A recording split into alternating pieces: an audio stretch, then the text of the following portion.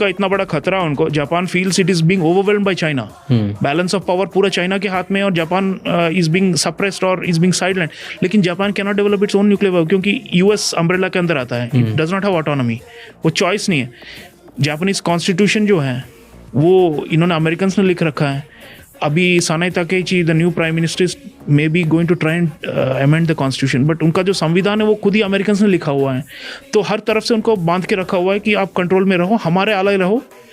US basis रहेंगे Japan पर, 40-50 हज़ार ट्रूप्स रखते हैं वहाँ पर, एंड हम आपको प्रोटेक्ट करेंगे।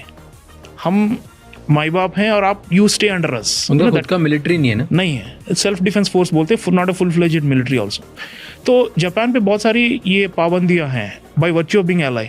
अब यूक्रेन युद्ध हो गया तो या इस प्रकार का कोई भी क्राइसिस हो दुनिया में, तो जापान को it is force not to take independent line but it has to follow US line automatically. कि जहाँ भी यूएस है वही डिसीजन। शादीशुदा है ना आप हस्बैंड को फॉलो करो, it's a patriarchal type of relationship, but now they are trying to break out of it Japan with nationalism and new leadership, Shinzo Abe and अब सानाई ताकेची। But anyway, so coming back to the point, अगर भारत भी इस तरह का समझौता कर लें और एक के साथ रह जाएं तो we will lose options, we will lose lot of stakes।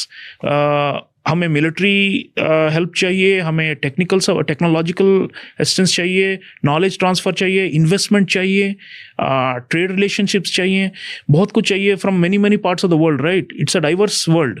तो इसमें you can't be boxed into one corner। अगर कर लिया तो आपने अपने आप को सीमित कर लिया है, एंड आगे आप बढ़ नहीं सकेंगे। इसलिए मेरा ये एनालॉजी मैंने दिया था ताकि लोग समझ सकें कि, एंड बाय द वे ये मल्टी अलाइनमेंट बोलते हैं हम इसको, मल्टी अलाइनमेंट, यानी कि हम रशिया के साथ भी हैं लेकिन वेस्टर्न कंट्रीज के साथ भी हैं।